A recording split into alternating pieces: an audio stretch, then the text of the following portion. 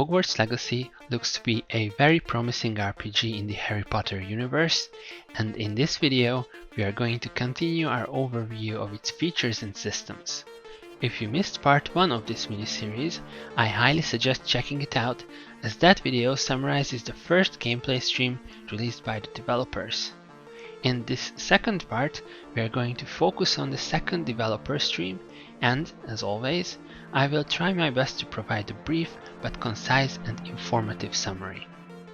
I have to say, the second developer stream was surprisingly exciting and feature-rich, and managed to make me even more hyped about the game than I was prior to watching it. They talked about the broom riding system, which lets you travel around Hogwarts grounds as fast as possible. They mentioned hamlets, small settlements around the castle that aim to deepen the lore of the game. Additionally, flying mounts were also mentioned as a great way to roleplay and fly as high into the sky as possible. Seasons are another amazing feature that add a sense of passing time to the world.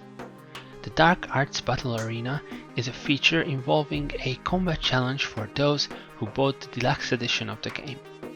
But in my opinion, the most breathtaking part of the presentation was the Room of Requirement, its many customization options, and especially the Vivarium, which lets you care for magical creatures and acquire goods related to them in order to help you on your adventures. I think it's quite easy to see why this might be a very popular feature, especially among casual players. My name is Sliver, and this is what we know so far about Hogwarts Legacy Part 2. Let's start with Broom Flight. This system is intended to be the go-to way of travel if you want to simply get to point A from point B as fast as possible.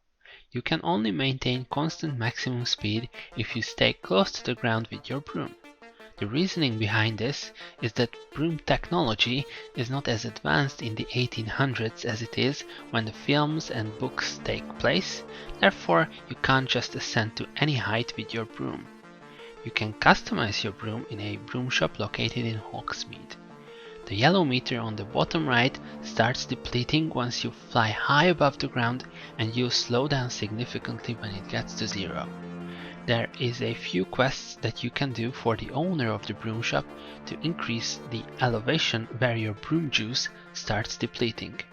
Overall, broom riding looks to be an efficient way of traveling around the world by providing plenty of fan service at the same time.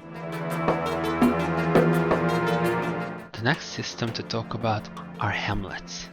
These are smaller dwellings located in the highlands around Hogwarts.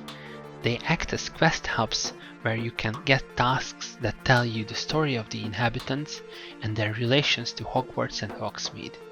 When you enter a hamlet, you can see interactable points of interest on the minimap. These include puzzles, quests, and different enemies around the settlement. After talking about hamlets, the developers showed off flying mounts on the stream.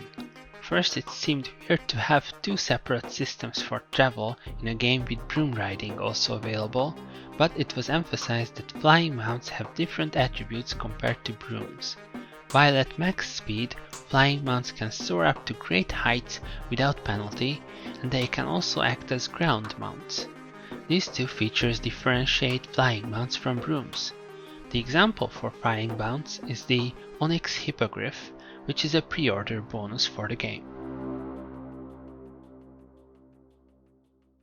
Seasons are an ambitious next feature that made many future players very excited about the game, myself included. The devs can use this as a narrative marker that emphasizes the passage of time during your school year. To achieve that, the landscape completely changes between seasons, and this transformation looks truly spectacular.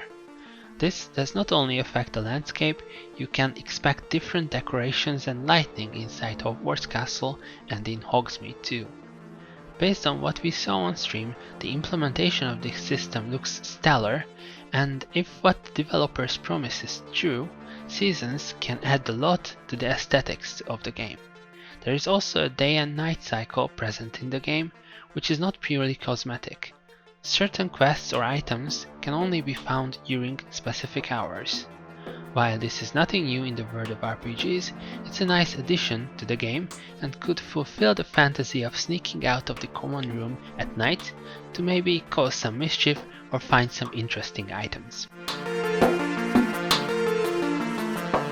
The Dark Arts Battle Arena is a feature that's reserved to players who bought the deluxe edition of the game, and this has been criticized by many future players, saying that Day 1 DLC is bad for the game and an obvious money grab from the side of the developers.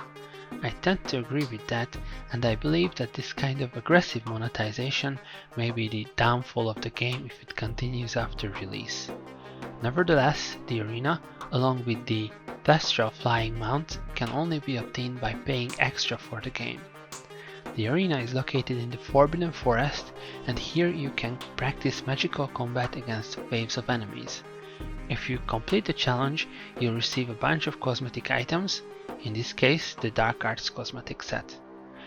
Regarding combat, I plan to cover it in detail in a later video on the channel, so stay tuned for that. Another key feature of the game is the Room of Requirement, your very own customizable space within Hogwarts. Here you can change the architecture, the ceiling, add rugs and furniture. Adding items is called conjuring, and it's not simply browsing through a menu or catalog. The devs wanted it to be as interactive as possible, with animations for things appearing and disappearing at the flick of your wand. You can earn conjuration recipes by completing quests and different activities around the world, as well as buying them in Hogsmeade. The Room of Requirement also houses the Identification Station, used for identifying gear that you get from the world, and a magical loom that lets you customize your gear. It's important to mention that you can make any piece of equipment look like any other you've previously acquired, similar to how transmogrification systems work in other RPGs, and you can do that simply from the game menu. The loom, however, is used specifically for customizing your gear with different stats to suit your chosen playstyle. You can add different attributes to basically any piece of your equipment. In order to add stats, brew combat potions, or grow plants, you'll need items that come from your beasts in your Vivarium.